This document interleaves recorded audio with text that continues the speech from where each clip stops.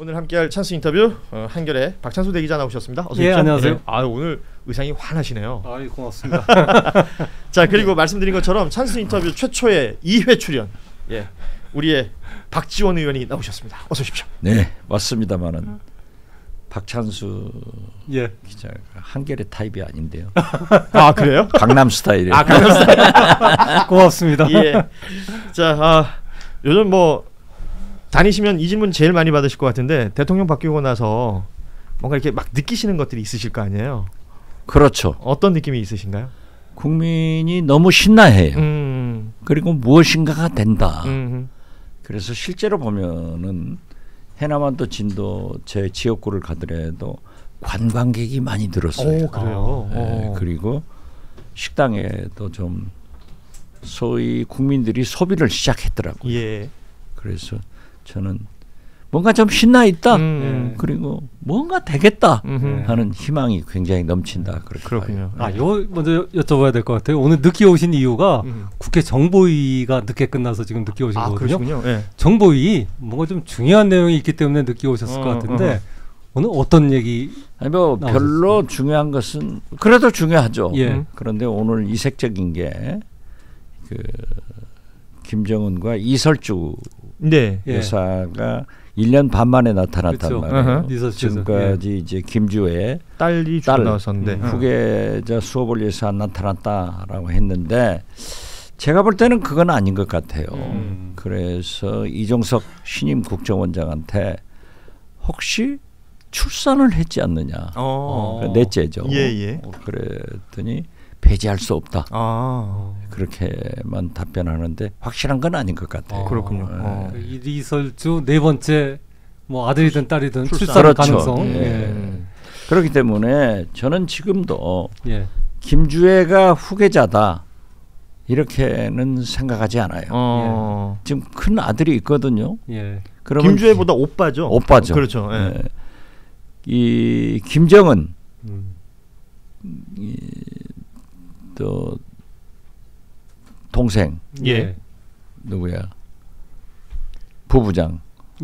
김여정. 그 나이 때 스위스로 유학을 갔단 말이에요. 그래서 저는 어쩐지 그 큰 아들하고 김주애가 자기 아버지 고모처럼 유학을 가 있을 것이다라고 했는데 김주애가 북한에 있는 걸 보면은 김주애는 유학을 안 갔고 큰 아들은 어딘가에서 유학을 하고 있다. 외국에서? 저는 그렇게 지금도 보고 있어요. 오히려 그렇게 해서 이제 글로벌 스탠다드의 어떤 리더십은 다른 곳에서 지금 훈련하고 있을 수도 있다. 그렇죠. 그렇기 때문에 김정은도 스위스에서 유학했었으니까요. 유학해가지고. 또 혹시 그 최근 이란 사태에 대해서는 뭐 좀 국정원장이 좀 새로 보고한 건 없습니까? 이란 사태에 대해서는 제가 질문을 했는데 도대체 트럼프, DIA 국방정보원, 그리고 DNI 국가정보원 이 발표가 다 다르니 어떤 게 맞냐라고 했더니 이종석 국정원장은 아무래도 자기들은 정보기관의 발표를 더 신뢰한다. 그러니까 좀 트럼프가 뻥치는 것도 있다. 저는 그렇게 느꼈어요. 그럼 제대로 핵 능력을 타격하지는 못한 거네요, 미국이.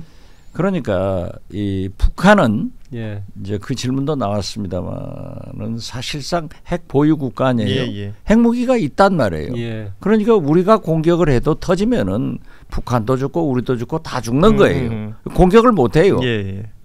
그런데 이란은 아직 지금 프로토늄 지하에서 생산 단계이기 때문에 핵 개발이 안 된 상태예요. 그래서 공격은 했지만은 그렇게 정확하게 세 곳 딱 파괴됐겠느냐 그런 얘기인데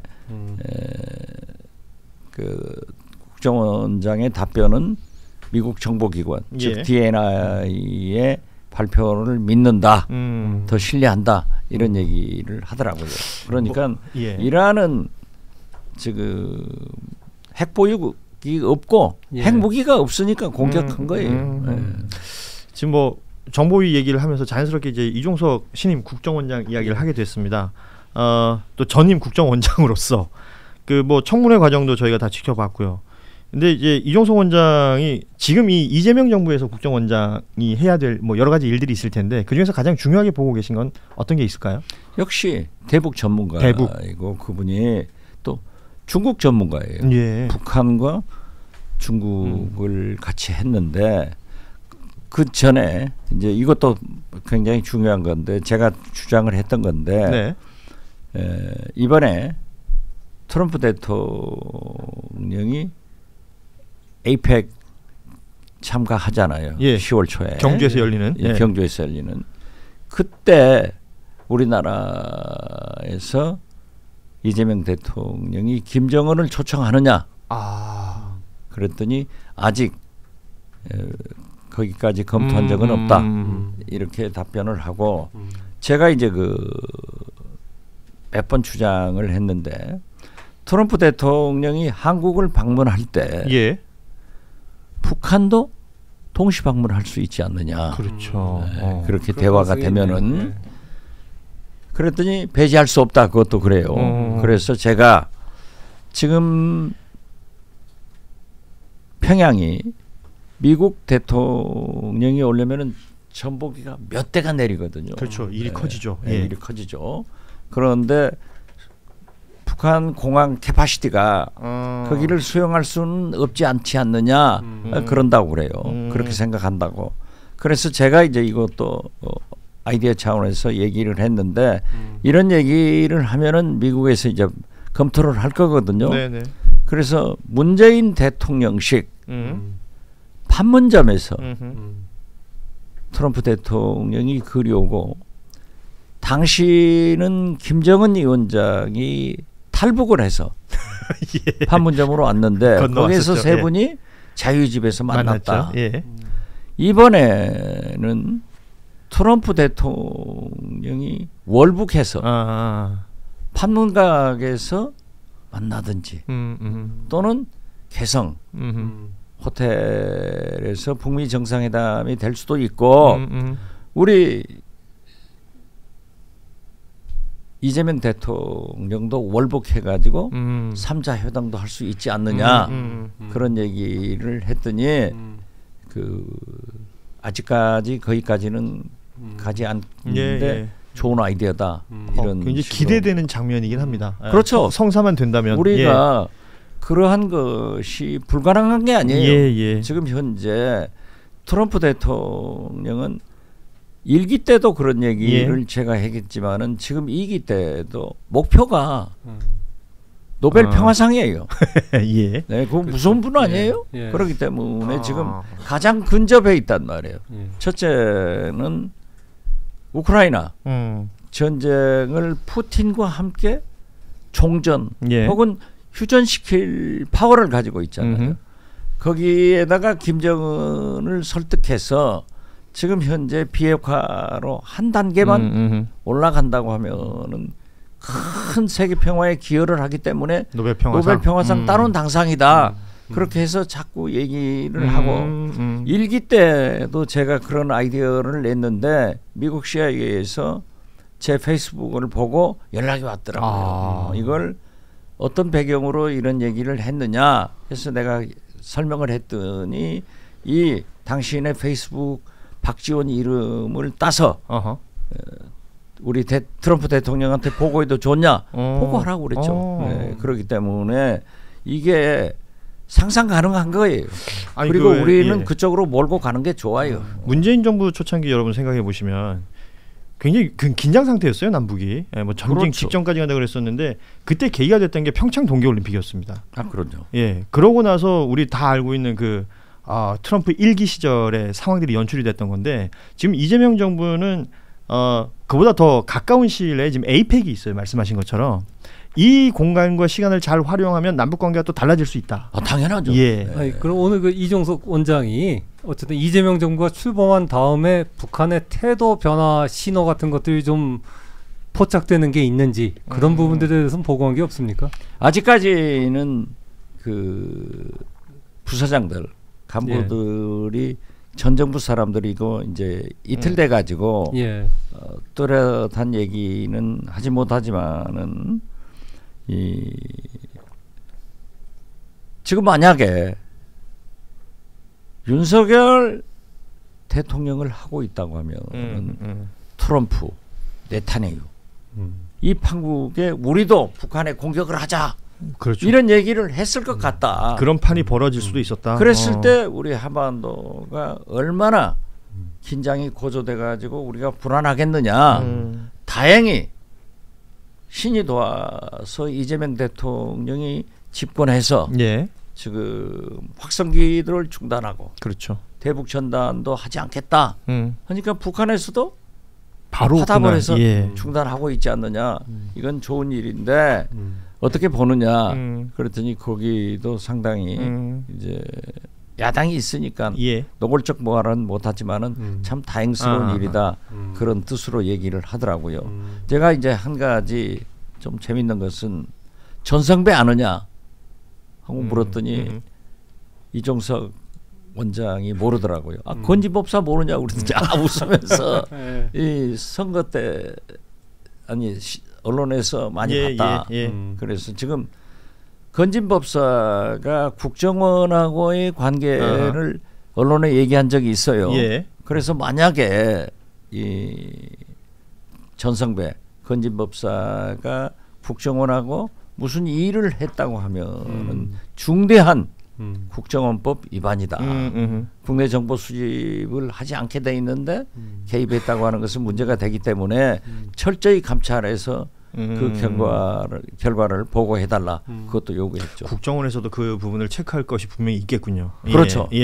박 의원님이 거기에 대해서 조금 좀 갖고 있는 정보가 있습니까? 국정원 그 소식통들이 많잖아요, 박 의원님은. 그건 얘기하면 잡혀가요. 그러니까 암만 인터뷰지만 하면 안 되는 말들이 있는 거 아닙니까? 저는 그런 생각이 잠시 드는데. 아니 근데 저는 그 북한 관련된 말씀해 주시는 잠시 상상을 해봤는데 가능하겠다라는 생각이 또 드는 거예요. 트럼프도 사실 뭔가 지금 뭐 이벤트가 필요한 거 아닙니까? 그렇죠. 거기를 어떻게 해서든 잘 이렇게 뭐 표현이 좀 그렇지만 꼬셔가지고 뭔가 상황을 만들 수 있겠다는 생각이 드네요. 트럼프는 지금 관세 협정이나 이민 관계 여러 가지로 지금 꼬여 있잖아요. 그리고 내년에 중간 선거가 있어요. 그런데 만약에 내년에 중간 선거에 실패를 했을 때 미 의회 구성이 바뀐다면 놓치면은 큰 문제가 되고 그렇죠. 바로 레임덕으로 들어갈 수도 있기 때문에 저는 이 트럼프는 김정은을 설득해서 북한 관계 개선을 통해서 상당히 나갈 것이다 그렇게 봅니다. 그러니까 사실 트럼프가 된 다음에 대외 정책에서는 이렇게 재미를 못 봤단 말입니다. 그렇죠. 우크라이나 정도 쉽게 종전이 안 되고 있는 거고 이란도 지금 폭격했다가 굉장히 국내적으로 논란이 많은 거 아닙니까? 그게 지금 상당히 뻥이죠. 그러니까 북한이 완전히 적중했다. 그런데 북한이 탈출국이네요. 트럼프 이란이 그렇게 적중해도 크게 손해볼 거 없어요. 그 정도 핵 기술이니까. 정보위에서 이제 더 뭐 우리 한겨레 TV 독자들한테 얘기해 주실 건 뭐 없습니까? 이게 정보위는 사실은 이게 비공개거든요. 그래갖고 기자들이 굉장히 이거 취재하기가 어려운데 조금 더 뭐 얘기해 주실 거 있으면. 이것도 지금 간사들이 제가 얘기한 것 다 발표 안 할 거예요. 상당히 중요한 거 얘기한 거예요. 자, 어찌됐건 다시 그럼 우리 원래대로 돌아가서. 어찌됐건 한겨레 TV 지금 단독으로 몇 개 나왔어요. 그렇지 않습니까? 이설주 네 번째 임신 가능성. 그 모든 것들을 실제 전직 국정원장이 정보위에서 현직 국정원장한테 들은 이야기. 오늘 저희가 확인을 했습니다. 그렇죠. 하나만 더 국정원에 대해서 여쭤보겠습니다. 국정원이 이렇게 정권 바뀔 때마다 인사 파동이 나지 않습니까? 그래서 그 박지원 의원님도 지난번 이종석 원장 청문회 할 때 정권 바뀌었다 그래갖고 국정원 직원들 자르지 마라 뭐 그런 얘기를 하셨는데 그건 좋은 의미에서 얘기를 한 건데 그 의도는 그게 아니에요. 그래가지고 제가 상당히 그 비난도 많이 받았습니다. 한겨레도 그러한 인사를 하지 않는 것이 좋다는 의미에서 한겨레가 크게 써줬더라고요. 그래가지고 저는 이제 비난을 받았는데 오늘 또 그 얘기를 했어요. 김준영이라는 사람이 인사파동을 2번 일으켰잖아요. 2번 일으켜서 사실 국정원의 1급을 국장이라고 하지 않고 국정원에서는 부서장을 해요. 27명이라는 것 자체가 비밀입니다. 예. 그런데 그 27명을 박지원 국정원장이 인사를 했다고 해서 다 해임 조치해버렸어요. 예. 1급은 해임 조치를 하거든요. 그리고 이제 2급 상급은 공무원법에 의거해서 해임이 안 돼요. 네. 그렇기 때문에 거의 150명에서 200명 그 정도를 다 보직 해임시키고 지금도 교육 보내버리고 아주 한직에다. 그러니까 국정원의 기능이 거의 마비 상태가 돼서 오늘까지 3년간 헤맸단 말이에요. 그러니까 일할 사람이 없었던 그렇죠. 거고. 예. 그렇기 때문에 오늘 또 우리 민주당 정보위원끼리 했는데 뒤에 부서장들이 앉아 있는 게 그 사람들이 제가 할 때 4급 과장들이었습니다. 네네. 그걸 이제 갑자기 몰아내니까 막 승진시켜가지고 그 자리에 앉아 있으니까 조금 문제가 있다. 그래서 이종석 원장이 그러한 인사 파동에 대해서도 감찰을 해서 감사를 해서 조치를 하겠다. 해야 돼요.